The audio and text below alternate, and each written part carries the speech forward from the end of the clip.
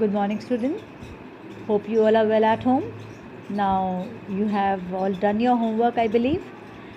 We have already completed 3 chapters in history, and now today we will start civics chapter, that is the Union Legislature. The name of the chapter is the Union Legislature. In the previous chapter, in class 7th, you have already studied that the government of India has 3 main organs, that is the legislature, the executive, and the judiciary. Now, the legislature is the body who makes law, the executors are the people who enforce law, and the judiciary are the people who protect the laws and safeguards the constitution. Legislature is a law-making body. At the center, the law-making body is called Parliament, and in the state it is called Vidhan Sabha or Legislative Assembly. Some states have bicameral legislative which consists Vidhan Sabha and Vidhan Parishad.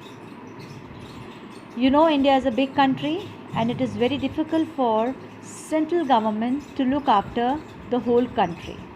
So it is all the country is divided into several states, because it is really impossible for the central government to look after or to administrate such a big country like India. So the responsibility of the entire country is been divided between the central and the state government as per the 3 lists provided by the Constitution. The first list is the Union List. And what is the work of Union List? In this list, the Union Legislature has a power to make law of this list, like foreign affair, defense and finance. All the matter of the nation which are important, this come under Union List. Now the second is the State List. All the matters that are important for the states, individual states, that is administration, public, health, education, law, etc., that come under State List. And the third one is the concurrent list, which has both important matters of central and state government. Means it deals with the important matters which are equally important for the state government and for the central government. For example, forest, education, adulteration, etc. Now, you know, the both of the governments, like central government and the state government, can make laws on all the subject which are there in the list. But in case of conflict means if there is any problem in any of the state, then what happens? The central law shall prevail. Means the state government is dissolved and central government is taken by that state. Now this is the flow chart of Union Legislature. Lok Sabha, which is known as, and these are which is known as the lower house or the house of the people, because in the Lok Sabha members are elected by the people of country. Raj Sabha is known as upper house or the council of state, and these all both the houses make a parliament. Now what is a parliament? Now the parliament consists of president and the 2 houses. The 2 houses, you know, the Lok Sabha and the Raj Sabha, and that is why, you know, they have 2 houses. That is why it is known as bicameral legislature. Our Indian Parliament is a bicameral legislature. Now Lok Sabha. What is Lok Sabha? Lok Sabha is the highest law-making body in our country, and the Lok Sabha only makes law, and members of the Lok Sabha are elected one, and they are elected through elections. They are directly elected by the people, and it is the tenure of their work is for 5 years. The members who are elected, they are known as member of parliament, MPs, and the parliament is situated in New Delhi. Now you know the Lok Sabha is also known as the house of the people, because Its members are directly elected by the people. It is also called the lower house, although it is more powerful than the Rajya Sabha. The Lok Sabha has 545 members, out of which 343 members are elected, and the two members are nominated by the president, and they are nominated for the Anglo-Indian community. The Lok Sabha may be dissolved before it expires as it terms if no party is able to command majority its tenure by extending during the emergency. Means when the party wins the election, it has to show the majority. If it is if it is not able to see the command majority, it can dissolve. All right. Now, how are the members of Lok Sabha elected?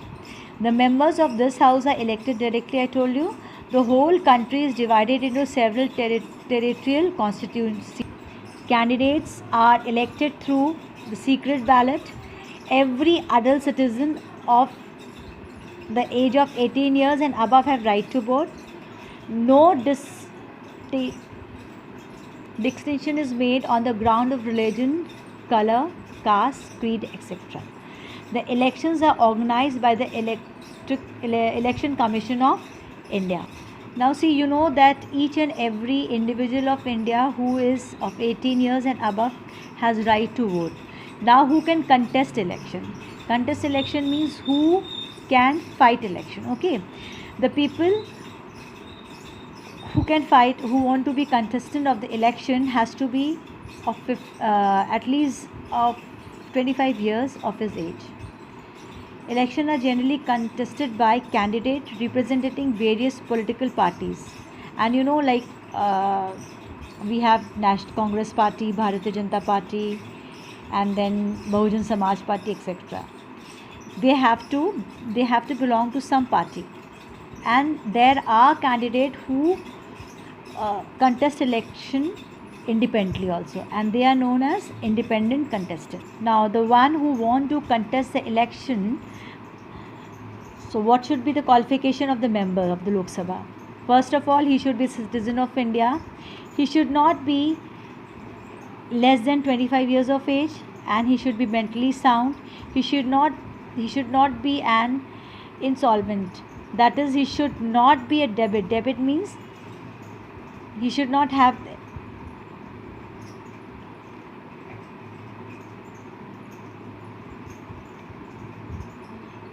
any loan on him, and then he should have the ability to meet his financial commitments.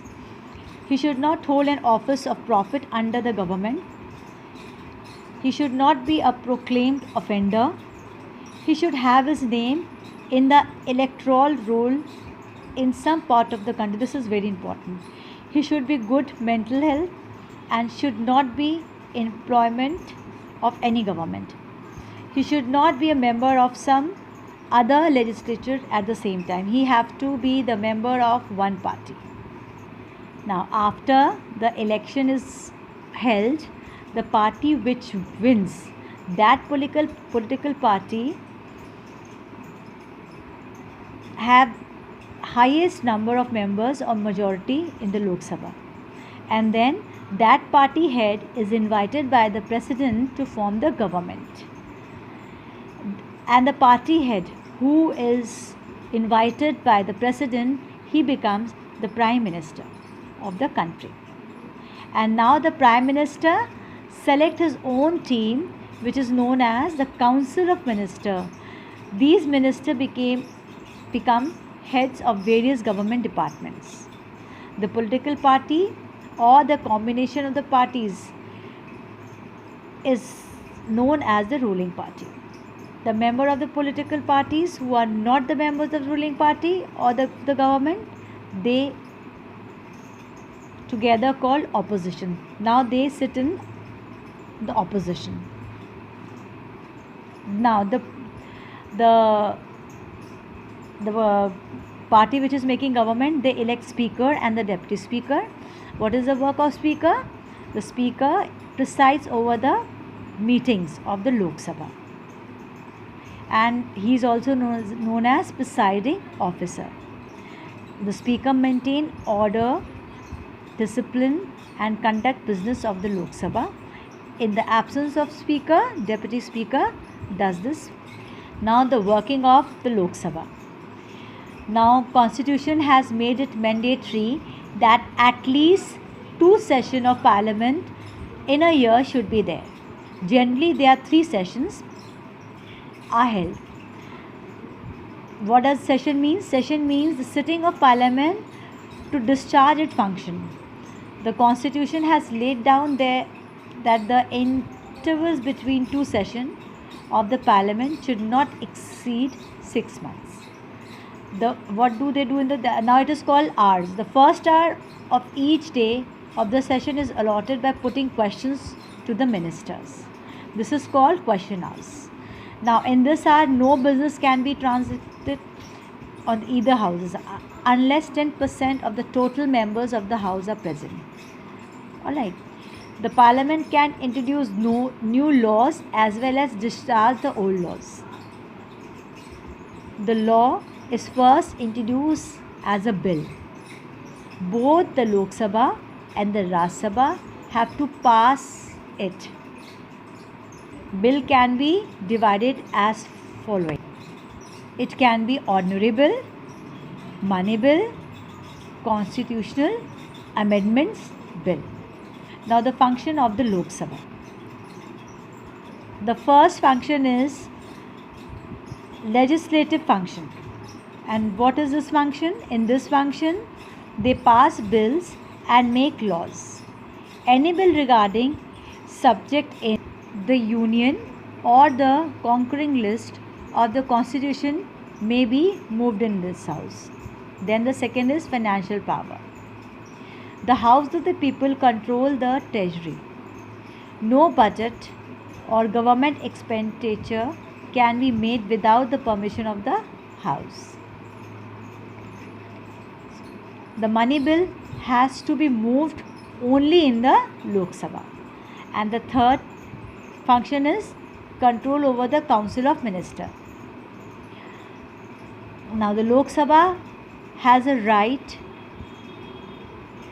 to see the Council of Ministers is responsible to the Lok Sabha or not. It may remain in the power only so long as it enjoys the confidence of the Lok Sabha. And if they are found guilty, they can be removed.